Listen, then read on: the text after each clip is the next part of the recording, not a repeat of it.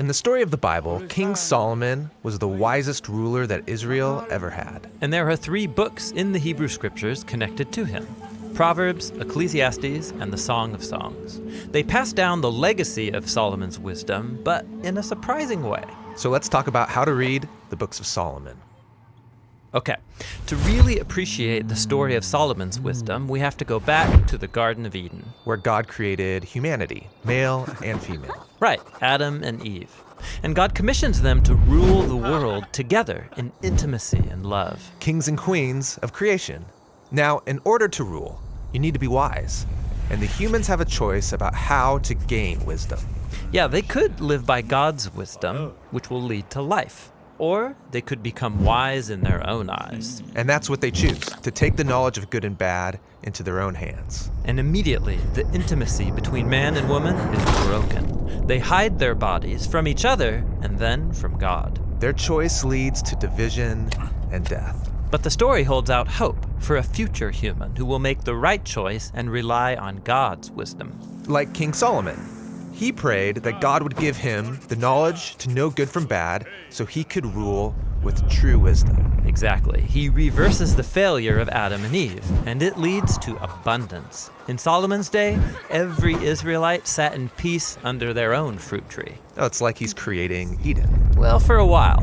But then Solomon fails. He marries hundreds of women from other nations, and he's deceived to follow their gods. And this begins Israel's long descent into self-destruction. And so when we turn to the books of Solomon, we're invited to learn wisdom from his successes and his failures. Got it. So let's start with Proverbs. Okay, so the book of Proverbs is most well known for the hundreds of short, memorable sayings that teach us how to live by God's wisdom. Like, trust in the Lord with all your heart and don't be wise in your own eyes. In Proverbs, living by God's wisdom instead of your own is called the fear of the Lord. Like in the book's opening paragraph, the fear of the Lord is the beginning of wisdom. Now, Proverbs isn't just memorable sayings. It actually begins with a lot of poetry. Yes, 9 chapters of speeches from Solomon to his royal sons.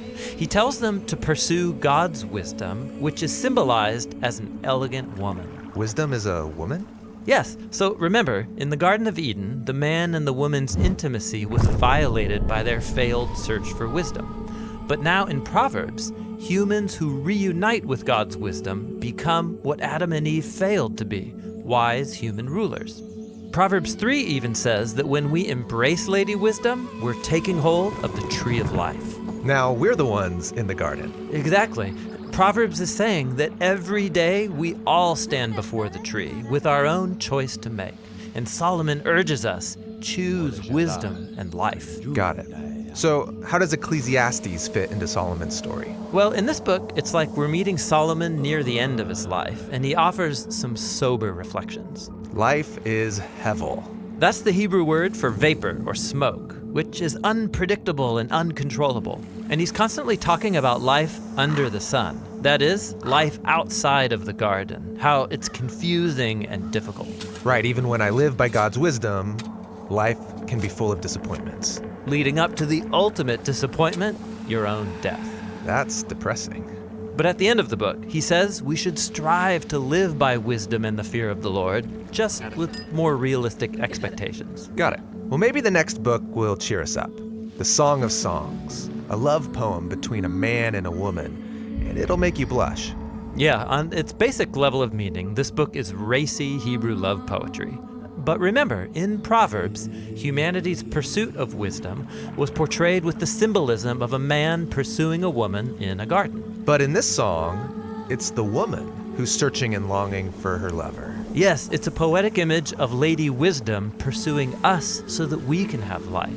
In fact, the song ends with a poem about how this lady's love is more powerful than death itself. So the song works on 2 levels. It's celebrating humans' desire for intimacy, and saying that that desire points to humanity's ultimate purpose, to be united with God and His wisdom. so we can rule united with each other. Exactly.